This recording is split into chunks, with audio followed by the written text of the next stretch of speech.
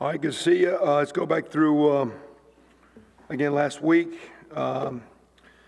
Looking at it again, to me, like it was a tough, hard-fought victory.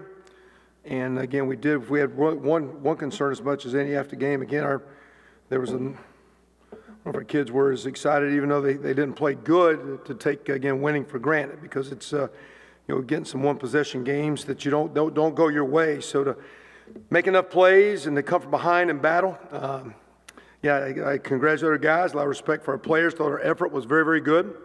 Thought we did a decent job at halftime making some adjustments. Made the plays we needed to. From an offensive standpoint, we were just under 600 total yards.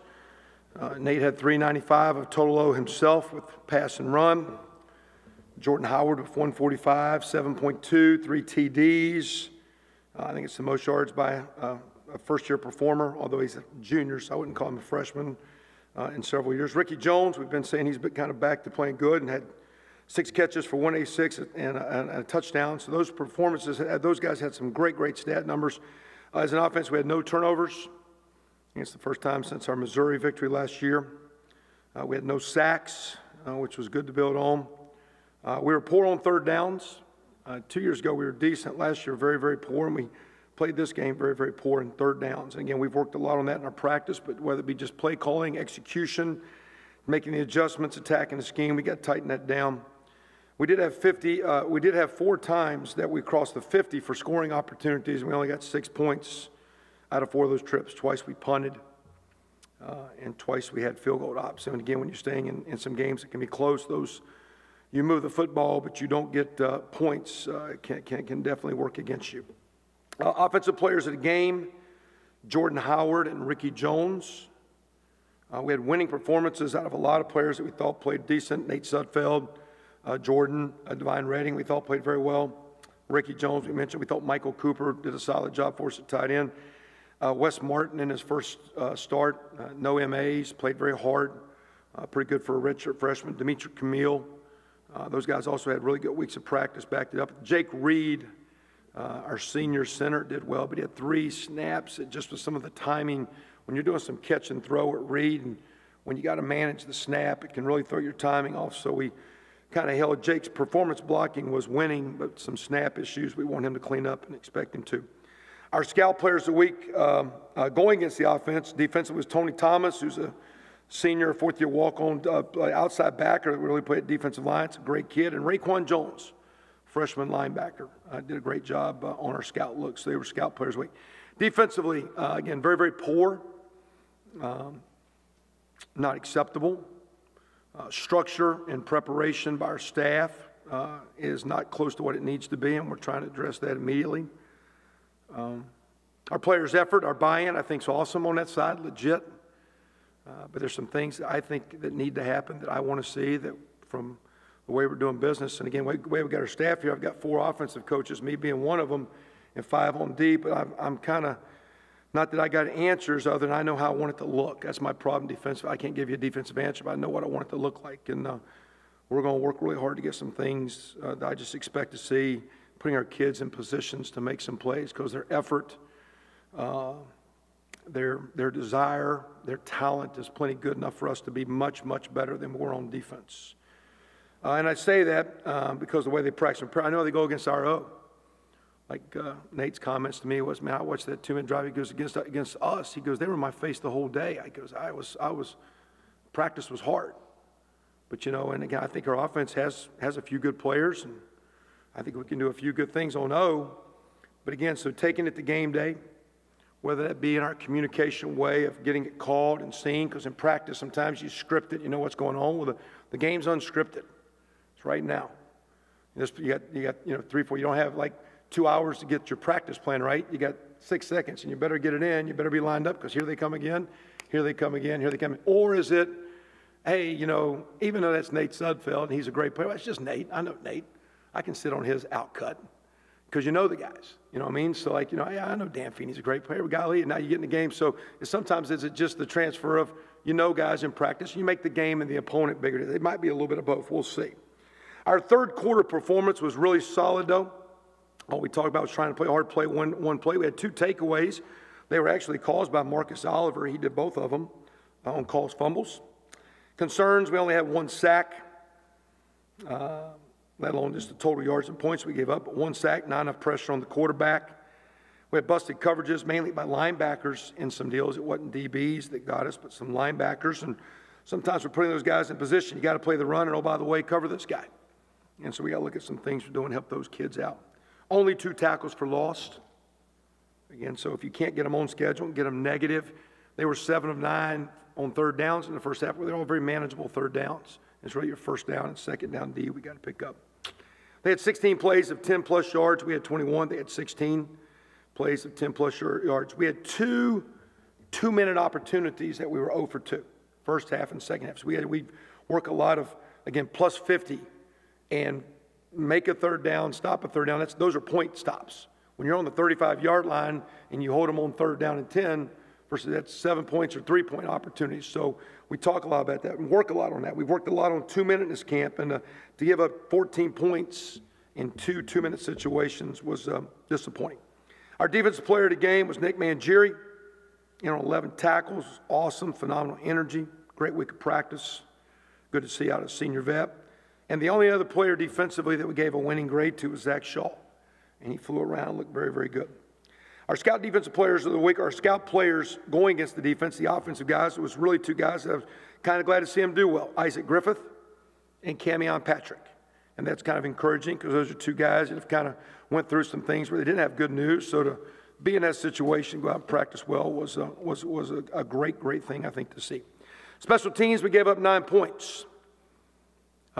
We actually ran the fake that they ran, like they ran a little swinging gate, 2-point deal, and then you move in, and we moved them in and ran a fake. I said, listen, just because it looks like it's a fake and they move it in, they can still fake. We actually ran that in practice and had it covered in practice, the same when they got a 2-point play. And when you're in a 1-possession game, that 2-point play is worth points. We had a block punt that we got Coach Patton on right now to get it addressed because it's personnel, but it's also maybe scheme, because I think we're putting some guys in position that we need to clean that up because that was, again, a 7-point play.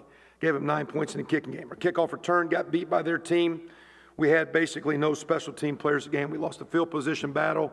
We gave up points, and that needs to pick up. And the main reason it needs to pick up is we have too many starters playing special teams, so some of your walk-on players and second-team players and third-team players need to practice better and get on the field.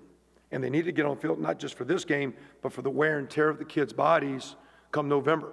Because every day, if you're practicing punt team and you're Marcus Oliver and you're TJ Simmons on kickoff and you're playing all the plays at Mike Backer and then you're running downfield every week in practice for scout kickoff covering the games, it's a lot of wear and tear on your body. So we need some of our young players to pick it up there. If not, we'll keep playing our veterans. I think that does hurt us as we move forward. Want to real quick address, and not in a bad way, but again, after the game, the comments of 9 guys suspended. We had 9 guys not available. If they were suspended, they wouldn't have dressed. They wouldn't have traveled. They weren't allowed to play in the game. Our decision. Our program has standards that we live up to. And when you miss the game, you miss the next game. So if you were redshirted last year, couldn't play last year, that might happen 18 months ago. When's your next game? Because you missed the next game. Something happens tonight, you'll miss Saturday. So you miss the next game. So nothing's happened in the last week, month, 2 months. There's no issues. That was said it after. There's no issues with these guys. They're kids. There are issues because they're kids. But there's phenomenal buy-in. They know the lay of the land. They know where they're at. They're doing a great job. We've moved forward this summer as a family. It's the best group we've had. And I got nothing else to say about that. I just want to say it so you guys don't feel like popping it up. Because, again, and the other thing I'll say, too, on that, real quick, going back to, pay for a guy to go to summer school, and he don't go to class and fails it, what do you do? You got a guy missing morning workouts in the spring. What do you do?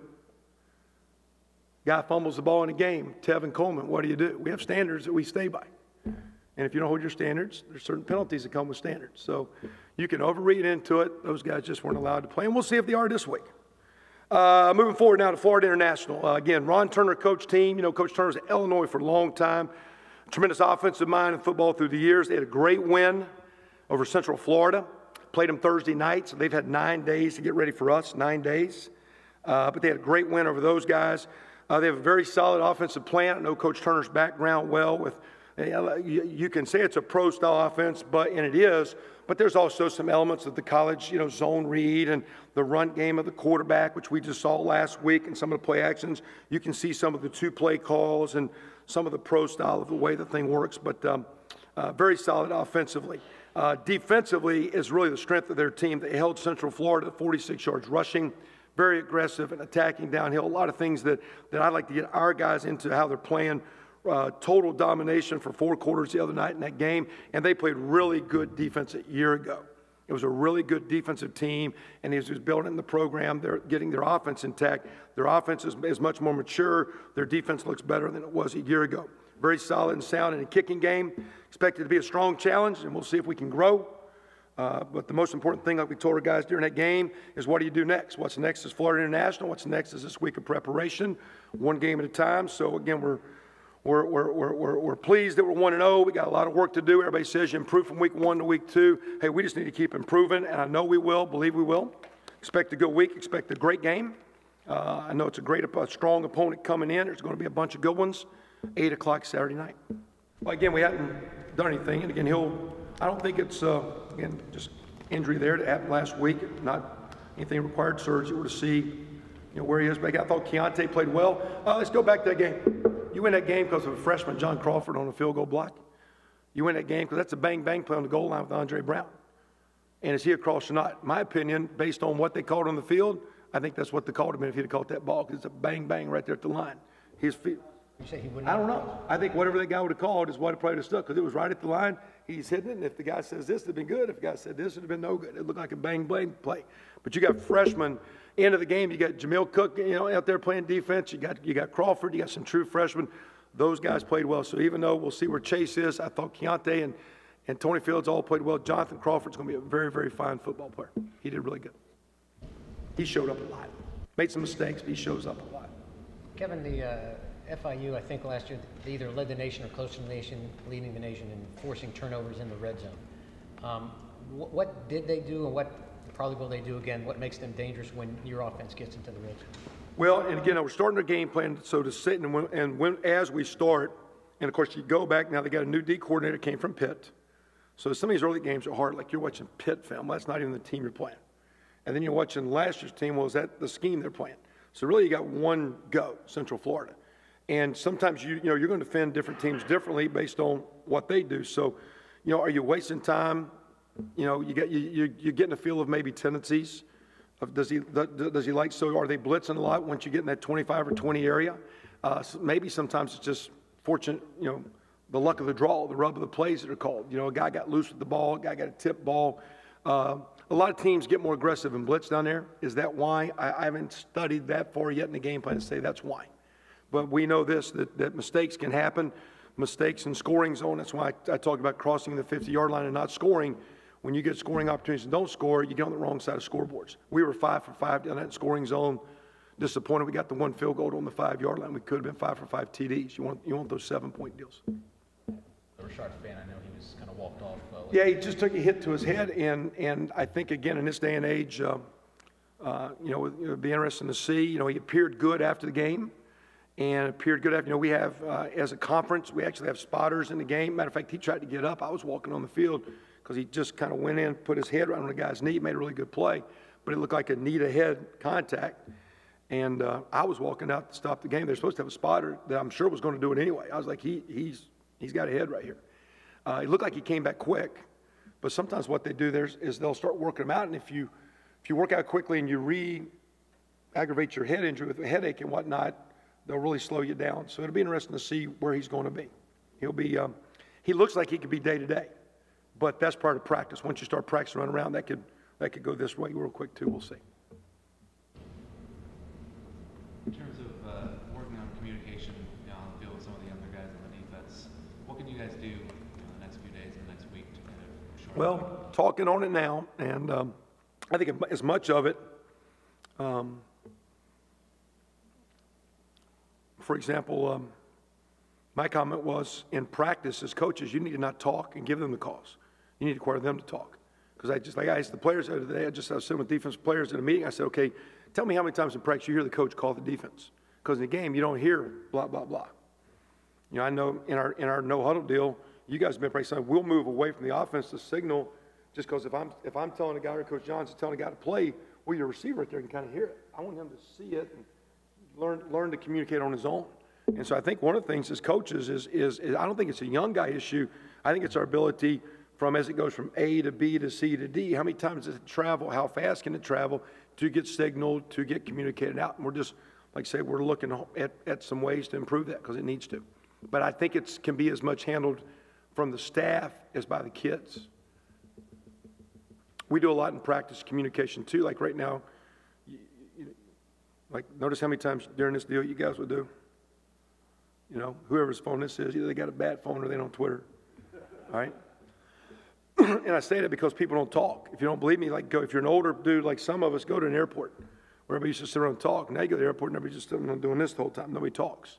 And so part of our practice, and if you've seen us, we do a lot of things in practice, like in warm-ups where we echo calls, and it's to get our people to talk because we think kids in general just don't talk a lot.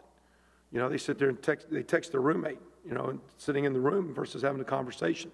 So we're trying to get our meetings to be that way where there's just more communication in the meeting, not a coach talking, but getting your players to talk. So I just think as a coach, there's things we can do to talk less and force the players to talk more. And I think there's some things we can do in our coaching semantics of how to go to A to B to C to get it to the kids quicker. You said just that you felt like the structure of preparation at the staff level needed to change. I guess what needs to change? I just think, again, the way we practice, I think we like to choreograph everything, and I don't think the game's choreographed. The defense is trained reaction.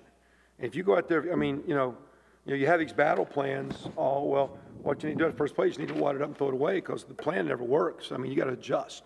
That was what we did at halftime. A little bit was adjust. You know what I'm saying? So, but I think we could put more. Mike, I've been telling them for several weeks, is that you need to get comfortable being uncomfortable. You know, I made a comment to the defensive coaches. I think you should go to practice without a script, feel how unprepared you are, and now solve your problems. Don't go out there with all the answers. Go out there with no info, and because what happens is you get on your heels. And you get vanilla, you get static, or calls get in late, and there's miscommunication because you're in a reactionary mode. And that's the gist of no huddle.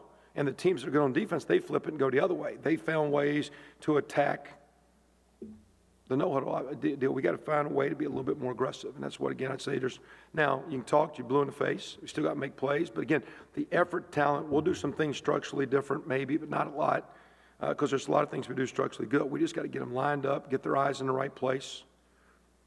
I asked a kid yesterday, one of our defensive players says, what are you seeing? He said, I'm trying to see it all. Bad answer. Your eyes are right there. The late Bill Stewart, years ago, Chapel Hill as a GA, we're on the driving range. He says, Wilson, I'm killing it, crushing the ball. I said, yeah, all right. I said, where are you aiming? He goes, I'm hitting it out there. I go, He's hitting it out there, big old field.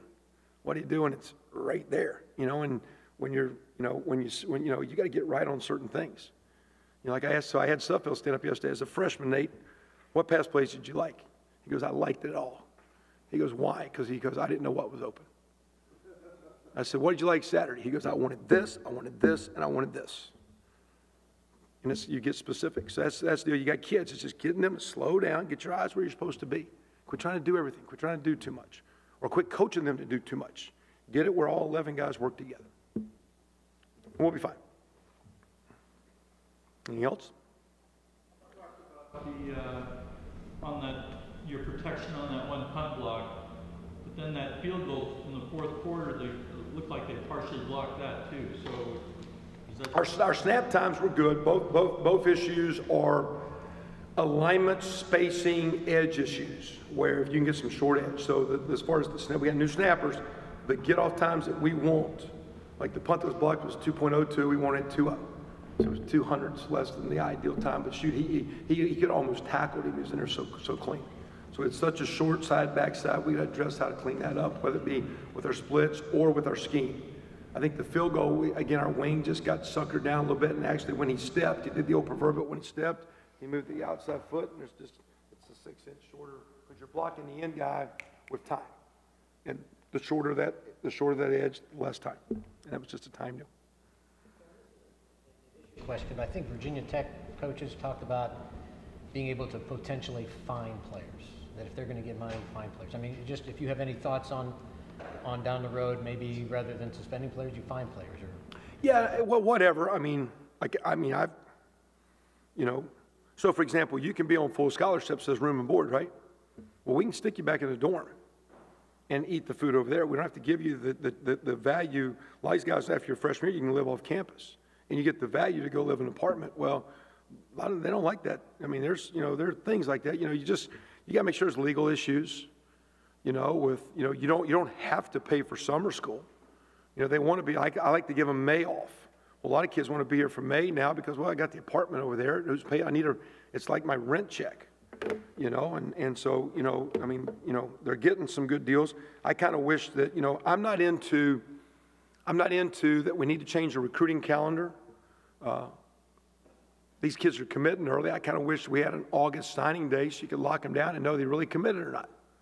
Because I'd tell you, I think there's some of us as coaches that have kids committed, maybe we wouldn't even send a scholarship paper out, let alone the kids send it back to you. It might even come on the front end of the deal because everybody's committing, but everybody's still shopping around. And so I kind of wish, the way the calendar was, I just wish we had an ability to get a little bit more information. I don't want a combine, but you got to give a guaranteed no-cut contract, but you can't drug test a kid before he gets here. So what do you got coming in? And, where families, there's certain family lifestyles now that some of their lifestyles, and it's not just this little bit of the time and age that we're in, whether things are legal or not legal. And so, you got to get a kid right, and he's got lifestyles where he's been around it, whether it be his family, his siblings, whatever, and now you need him to get straight. And so many kids are underage drinking and hard drinking, and you got to get them straight. So, I don't know what the penalties need to be. I think we got to be smart on that, but, it's difficult to be a college athlete. Especially when you're a Power 5, Big Ten Network, everything's covered, nothing's off the record. Everything you do is public across the board. It's difficult. When I was I told Anthony Cassar today, as an 18-year-old high school senior in North Carolina, 1979, October 23rd is my birthday. So that Friday, I was a school bus driver, and I drove the school bus that morning. I was a school bus driver, made $2.83 an hour. They outlawed it in '84, but all the high school kids drove the buses. So I drove a bus as an 18-year-old. I could play in a high school football game, and I could actually, after the game, go buy beer as an 18-year-old, as an 18-year-old, 1979. Not saying that's right. That was the law.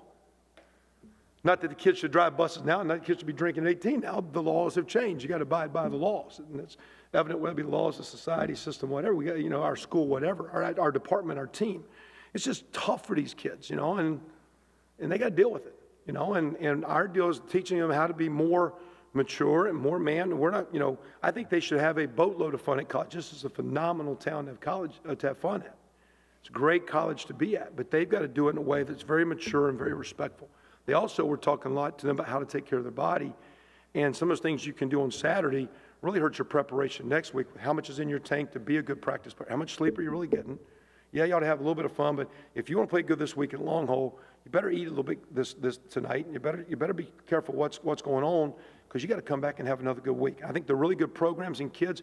I read a comment that J.J. Watt had on the Hard Knocks. You guys might have saw it, but hey, I'm going to bed at 8:30.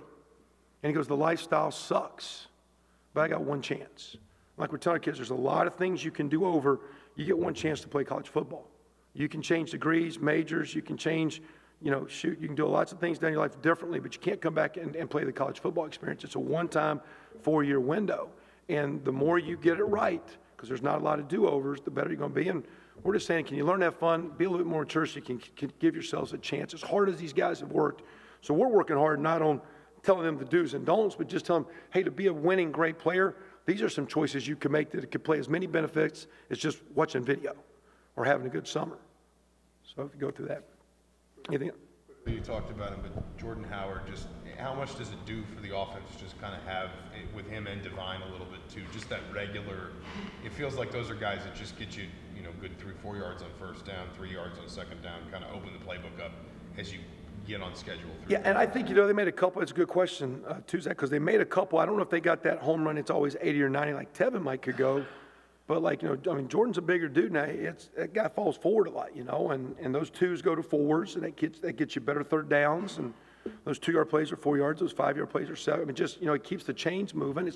We're not a 3-yard cloud of dust. And I don't think he's a big bruising back. I think he's got really good feet and good vision, and he's got nice feel. And he's a lot like Stephen Houston. You know, Stephen was a bigger guy, and Jordan's bigger than Stephen. But to be a big guy, Stephen was had some feet and had a little bit of quickness about him. Jordan's got a little bit of that skill set. So I just like the fact that we had one play that was, and we thought we caught him in a blitz that we could run around it. And we had 1 3rd down where we had to punt one time, and really our right tackle misheard the play, and he pass blocked the run play. And we lost 4 yards, and he just thought he heard something he didn't hear. And because when it happened, I said, man, that was a dumb call. I can't believe I did that. And I watched the tape. I went, you know, and when you talk about communication, we had 2 words that sounded exactly almost alike. And we had one word that meant pass, and there's another word that meant word, and the verbiage was so close with the, what's that called, the vowel when is it long and short? You know, one was a long and one was a short, and it sounded so much alike that kind of got us there. I wasn't a great English dude back in the day, but FYI. I got Coach Norton and Coach Johns downstairs because we're a little bit behind getting through that deal, so they're not going to be here. Is there anything I can help on offense or defense from their perspective? Because you'll get them tomorrow after practice. So you need anything that I can help you with them? Because I told them to stay and catch both you guys tomorrow. Jordan Fuchs played. Was there a reason for that? Yeah, he's been medical. He's just been held out a little bit. Should be again. He was going a little bit last night, but he's missed enough that we're kind of getting him back to speed. Wasn't a major deal, but he's been held out for a while. Good offensive line depth. I heard that basically the 5 guys played almost all the way. Was that partly because they were playing well, or anything else going into that? I don't know. I mean, to me, Bailey, Wes Rogers.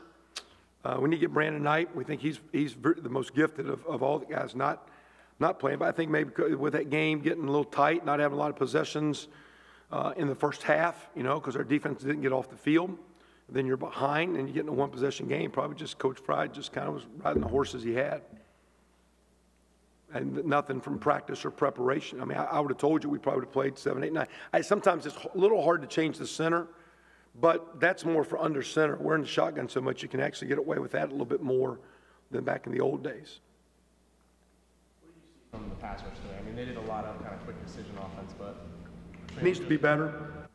And I think, again, from our scheme, I think sometimes in some of our pressures, our rush gets going sideways and can get washed.